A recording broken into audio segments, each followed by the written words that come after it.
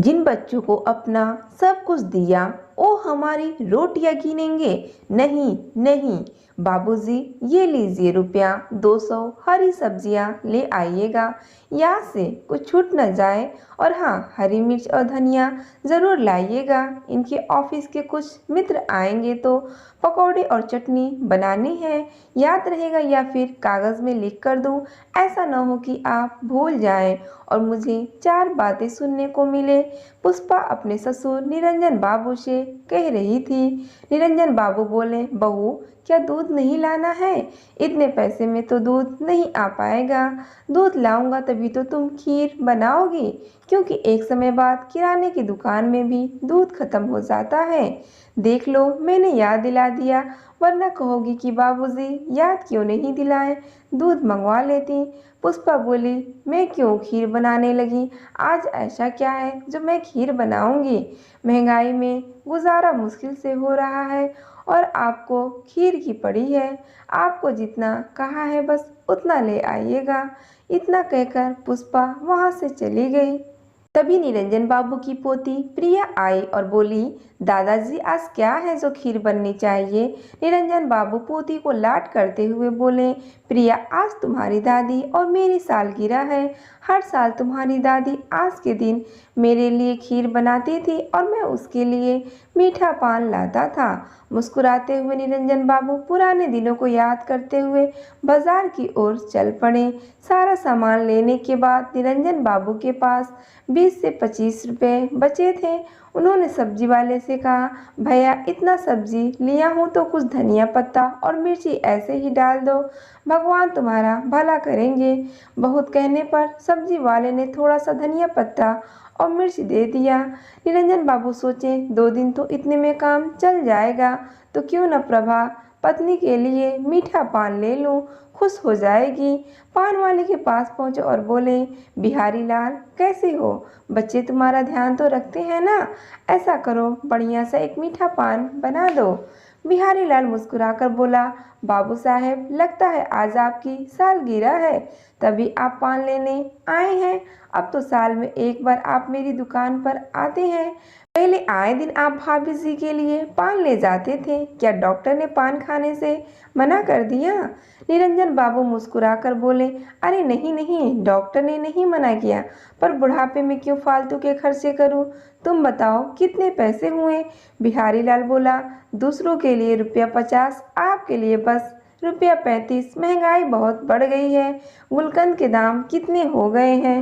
निरंजन बाबू ने संकोच भरी नजरों से उसे देखा और अपने कुर्ते की जेब से ₹25 निकाले और बोले, अब क्या बताऊं तुम्हें, बहू ने इतने पैसे दिए थे, पर जब मैं सब्जी लेने गया तो अपनी पसंद की सारी सब्जी उठा लाया तो सारे पैसे वहीं खत्म हो गए। अभी के लिए ये लो, अगली बार जब मिलूंगा तो ₹10 दे दूंगा। बिहारी लाल बोला, बाबूजी क्यों शर्मिंदा करते हैं? आप सबके प्रयास से ही आज तक यहाँ टिका हूँ। कितने एहसान है आपके मुझ पर, मैं भूला नहीं हूँ। जब किसी ने मदद नहीं की थी तो आपने मुझे 5,000 रुपये दिए थे, उसी से मैंने ये दुकान भी खोला और अपने बच्चे को स्कूल भी भेज पाया था। याद है मुझे, आपने कभी पैसे के लिए दबाव नहीं बनाया। जब मुझे होता था मैं दे जाता था। आप ये पैसे भी रखिए, मेरी तरफ से भाभी को पान खिला दीजिएगा। निरंजन बाबू मुस्कुराकर 25 रुपये उसके हाथ में दे दिए और घर को आ गए। जाते हुए निरंजन बाबू को देखकर बिहारी लाल बगल में खड़े आदमी से बोला, लोग कहते हैं अच्छे कर्म करो तो अच्छा फल मिलता है। बेचारे बाबू साहब कभी किसी को दुख नहीं पहुंचाते थे, पूरा जीवन बेटे और पत्नी की खुशी के लिए जीते रहे। पर आज जब बेटे का फर्ज निभाने का समय आया तो बेचारे की हालत हो गई है। उनके जेब में 35 रुपया नहीं है, फिर भी देखो बेटे बहू की दूसरों के सामने शिकायत नहीं करते हैं। ये होता है एक आदर्शवादी आदमी। निरंजन बाबू को पसीने पसीने देख प्रभाजी अपने आंचल से उनका चेहरा पोंछती और कहती, क्यों इस उम्र में ये सब काम करते हैं? पूरी जिंदगी कभी सब्जी भाजी खरीदने नहीं गए, अब बुढ़ापे में ये सब करना शोभा देता है?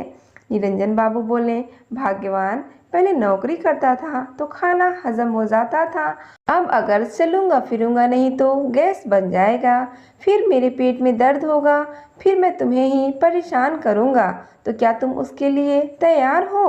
प्रभा जी बोली, पहले की बात अलग थी कि मैं आपके लिए आए दिन दूध मेवा क्या कुछ नहीं खिलाती थी, अब तो गिनकर रोटी मिलती है, खाते ही कितना हो जो पचाने के लिए इतना पसीना भागते हो। निरंजन बाबू बोले, तुम वो सब छोड़ो, देखो मैं तुम्हारे लिए क्या लाया हूँ। मेरे दुख की साथी, तुम्हें हमारी शादी की सालगिरह बहुत बहुत मुबारक हो। यह कहकर उन्होंने मीठा पान प्रभा जी की तरफ बढ़ाया। प्रभा जी मुस्कुराकर बोली, हर कोई भूल जाता है पर आप नहीं भूलते। इस मीठे पान की तरह हर कड़वी यादों को भुलाकर आप मेरी जिंदगी में मीठापन घोल देते हैं। ईश्वर आपकी सभी कष्ट मुझे दे दे और मेरे सुख आपको दे दे। निरंजन बाबू बोले, प्रभा ऐसा मत कहो, यही प्रार्थना ईश्वर से मैं तुम्हारे लिए करता हूँ। मैं तो जीवन के साँझ में बहुत सुख देना चाहता था, पर क्या करूँ, असहाय हो गया हूँ। जिनके लिए कभी अपनी जेब नहीं देखता था, आज थोड़े से सुख के लिए उनके सामने हाथ फैलाना पड़ता है। खैर छोड़ो इन बातों को, तुम अपना मुंह मीठा करो। इसे खाकर जब तुम कुछ कहती हो तो मीठी सी खुशबू और तुम्हारे होंठ लाल हो जाते हैं। तुम बिल्कुल वैसे ही लगती हो जैसे 50 साल पहले लगती थी। इतना कहकर उन्होंने प्रभा जी के मुंह में पान दे दिया और दोनों हंसने लगे। तभी उधर से पुष्पा आई और बोली, बाबूजी मैंने आपको धनिया पत्ती और मिर्ची लाने को कहा था, ये क्या लाए हैं? कहाँ गए वो पैसे जो मैंने दिए थे? अच्छा तो वो पैसे आपने माँ जी के लिए पान लाने में खर्च कर दिए। शर्म नहीं आई आपको इस उम्र में चोरी करते हुए? इसीलिए आप दूध लाने के लिए कह रहे थे ताकि और पैसे बचाकर कुछ और खरीद सके। छी छी छी, बच्चे देखेंगे तो क्या सीखेंगे, कभी सोचा है? प्रभा जी बोली, बहू मेरी बात सुनो, इन्हें कुछ मत कहो। तभी उधर से प्रभा जी का बेटा विकास बोला, घर में कदम रखने का जी नहीं करता, जब भी प्रवेश करो कला क्यों शोर मचा रही हो? पुष्पा ने सारी बात बताई। विकास बोला, बाबूजी आपकी कमाई अब बंद हो चुकी है तो अपने पुराने शौक भी भूल जाइए। गिनकर जो रोटी मिलती है चुपचाप खाइए और शांति बनाए रखिए। इन्हीं सभी के बीच प्रिया कुछ फूल और घास फूस को जोड़कर एक गुलदस्ता बनाकर लाई और बोली, दादी माँ, दादाजी, हैप्पी एनिवर्सरी, आज तो घर में पार्टी होनी चाहिए। बेटा बहू दोनों हैरानी से अपनी बेटी को देखने लगेगी। कल को शर्मिंदा हुए पर ऐसे लोगों को शर्म भी कहाँ आती है। प्रभा जी ने पोती को ढेर सारा आशीर्वाद दिया। निरंजन बाबू पोती से बोले, बेटा जीवन में खूब तरक्की करो, बस याद रखना अपने माता पिता का कभी अपमान मत करना, वरना जिंदगी भर जो अभी तुम अच्छे कर्म करोगी वो मिट्टी में मिल जाएगा। इतना कहकर उदास आंखों से वो अपने कमरे में चले गए और प्रिया मुस्कुराते हुए अपने कमरे में चली गई। प्रभा जी अपने आंचल से अपने आंसुओं को पोंछते हुए बेटे बहू से बोली, बेटा उन्होंने तुम्हारे 25 रुपए अपने पर खर्च नहीं किए, मेरी खुशी पर खर्च किए हैं। हर साल मैं आज के दिन उन्हें खीर खिलाती थी, पर वो भी मैंने बनाना अब बंद कर दिया। जो आदमी बच्चों के लिए अपनी थाली खाली कर देता था, आज वही हमारी रोटियां गिनती है। न जाने भगवान और क्या क्या दिखाएगा। ये सब दिखाने से पहले हमें उठा क्यों नहीं लेता? पिछले 4 सालों से आज के दिन जो उपहार तुम लोगों से मिलता आया उसे मैं कभी नहीं भूलूंगी। इतना कहते हुए बेचारी लड़खड़ाते कदमों से अपने कमरे में चली गईं। रात में प्रिया विकास और पुष्पा के पास आई और बोली, मम्मी पापा जब आप बूढ़े हो जाओगे तो क्या मेरे बिना ही अपनी एनिवर्सरी सेलिब्रेट करोगे? विकास मुस्कुराकर बोला, नहीं बेटा ऐसा क्यों कह रही हो? प्रिया बोली, क्योंकि मैं आप लोगों की एनिवर्सरी सेलिब्रेट नहीं करूंगी और आपको रोटियां भी गिनकर खाने को दूंगी, जैसे मम्मी दादी और दादाजी को देती है। पुष्पा प्रिया के कान पकड़ते हुए बोली, बहुत दादी की चमची बनती हो। चलो कमरे में, फिर मैं बताती हूँ। आज से तुम्हारा आइसक्रीम चॉकलेट सब खाना बंद। दोबारा अगर इस तरह की बात की तो कमरे में बंद कर दूंगी। वापस आकर पुष्पा विकास से बोली, सुन रहे हो लड़की की बातें, ये सब तुम्हारे माँ बाप का सिखाया हुआ है। रात में खाना खाने के समय विकास की थाली में 2-3 सब्जी, दाल, सलाद सब होता था। वहीं निरंजन बाबू की थाली में एक सब्जी और थोड़ी सी दाल। बेचारे दोनों दंपति चुपचाप खा लेते और उठ जाते थे। सबके खाने के बाद निरंजन बाबू अपने बेटे से बोले, विकास, जो मैंने तुम्हें अपना पासबुक दिया था और बैंक के कागजात वो मुझे दे देना। विकास आश्चर्य से देखा तो वे बोले, बेटा, अब मैं इतना भी असहाय नहीं हूँ कि अपने कागजों के काम नहीं कर सकता। तुम पर बहुत सारी जिम्मेदारियां हैं, घर, पत्नी और बच्चे, क्या क्या संभालोगे। मेरे कागज मुझे दे देना। विकास हक्का बक्का चुपचाप अलमारी से पासबुक और बाकी कागज निकाल कर लाया और उनके हाथ में देकर बोला, ये आप सही नहीं कर रहे हैं, मैं तो सब संभाल ही रहा था। निरंजन बाबू बोले, हाँ, पिछले 4 सालों से तुम कैसे संभाल रहे हो ये मैं देख रहा हूँ और महसूस भी कर रहा हूँ। इतना कहकर वो अपने कमरे में चले गए। अगले दिन निरंजन बाबू नहा धोकर एक थैली में अपने कुछ कागज लेकर घर से निकल रहे थे। विकास बोला, बाबूजी कहाँ जा रहे हैं। निरंजन बाबू बोले, बैंक जा रहा हूँ, कुछ पैसों की ज़रूरत है। विकास बोला, आपको हो क्या गया है। कल आपने पासबुक और घर के कागज ले लिए, आज अचानक से आपको पैसे की क्या ज़रूरत हो गई। बुढ़ापे में कहीं कोई नए शौक तो नहीं पाल लिए। इतनी भी ज़रूरत थी तो मुझसे मांग लेते। निरंजन बाबू बोले, बेटा, मैं कोई भिखारी नहीं हूँ जो तुमसे पैसे मांगता रहूँगा। याद है तुम्हें, नौकरी से पहले, तुम्हारे मांगने से पहले मैं तुम्हारे हाथों में पैसे रख देता था। तुम्हें खाने की इच्छा ज़्यादा होती तो तुम्हारी माँ अपनी थाली से रोटी तुम्हारे थाली में दे देती थी। और आज तुम मुझे मांगने के लिए कह रहे हो। मुझे पेंशन भले ही ना मिलता हो, पर रिटायरमेंट के बाद जो भी पैसे मुझे मिले हैं वो मेरे हैं। शाम को जब दफ्तर से लौटकर आओगे तो मुझे तुमसे ज़रूरी बात करनी है, भूल मत जाना। इतना कहकर निरंजन बाबू बड़े आत्मविश्वास के साथ घर से बाहर निकल गए। निरंजन बाबू शाम तक घर नहीं आए तो प्रभा जी को उनकी चिंता हो रही थी। करीब 4:30 बजे निरंजन बाबू घर आए। प्रभा जी के लिए 2 सूती की साड़ी और दूध की थैली देते हुए बोले, प्रभा, कल तो मैं तुम्हें कुछ नहीं दे पाया। ये लो, तुम्हारी सभी साड़ी बहुत पुरानी हो गई थी।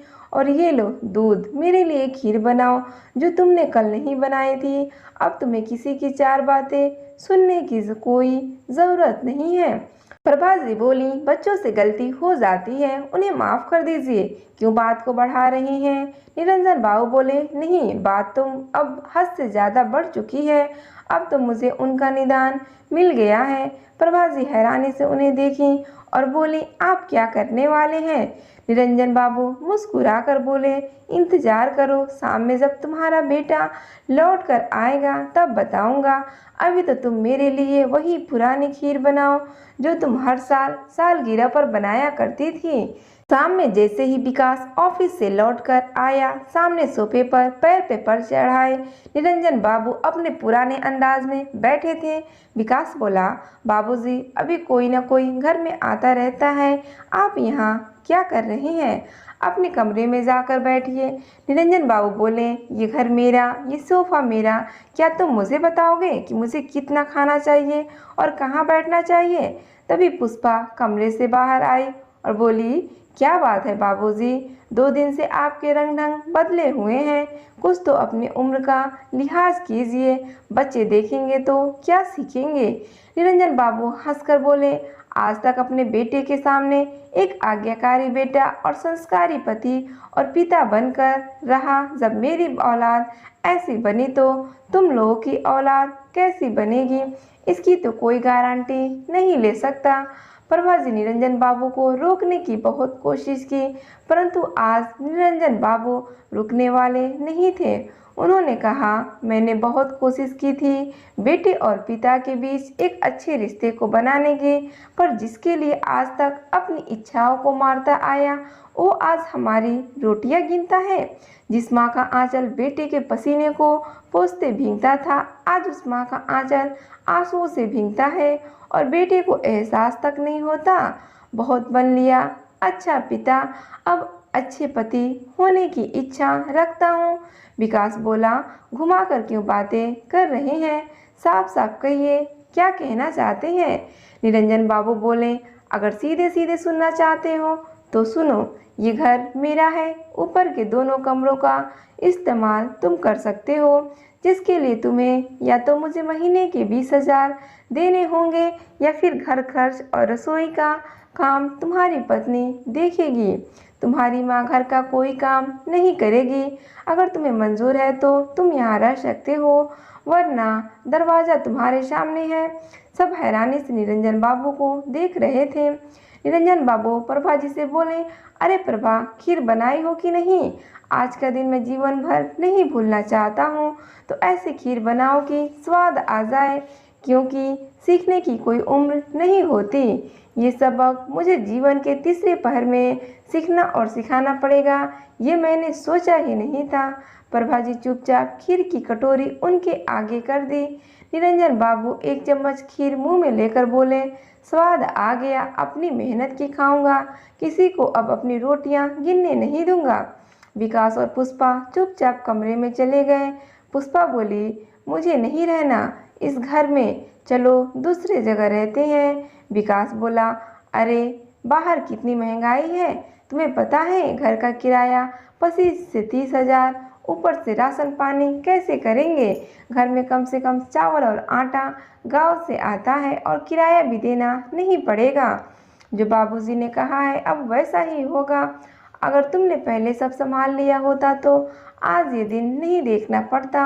अब ठाठ से निरंजन बाबू खाते और पोती को खिलाते और हमेशा प्रभा जी से कहते, जितना तुम्हें करना था तुमने कर लिया, अब अपने लिए जीना सीखो।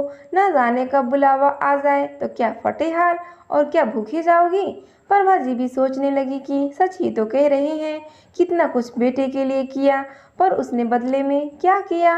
निरंजन बाबू ने अपनी आधी संपत्ति वृद्ध लोगों के नाम कर दी और आधी संपत्ति अपनी पोती के नाम कर दी, ताकि भविष्य में उसे पढ़ाई लिखाई में कोई परेशानी ना हो। बेटी बहू को अपनी गलती का एहसास तो हुआ, पर निरंजन बाबू को जो करना था वो कर चुके थे। अब उन्हें कोई चिंता नहीं थी। मित्रों, क्या युवा वर्ग ये भूल जाते हैं कि जहां आज उनके माता पिता हैं, कल उस जगह उन्हें भी जाना है। खुदा ना खास्ता अगर उनके बच्चों ने उनके साथ दुर्व्यवहार किया तो क्या वो सहन कर पाएंगे। वक्त रखते अपने भूल स्वीकार कर लेना ही बेहतर है। आपको कहानी कैसी लगी? कहानी पर आपकी क्या राय है? हमें कमेंट करके बताइए। कहानी अच्छी लगी तो वीडियो को लाइक और चैनल पर नए हैं तो चैनल को सब्सक्राइब करना ना भूलें। वीडियो को ज़्यादा से ज़्यादा शेयर करें। वीडियो देखने के लिए आपका बहुत बहुत धन्यवाद।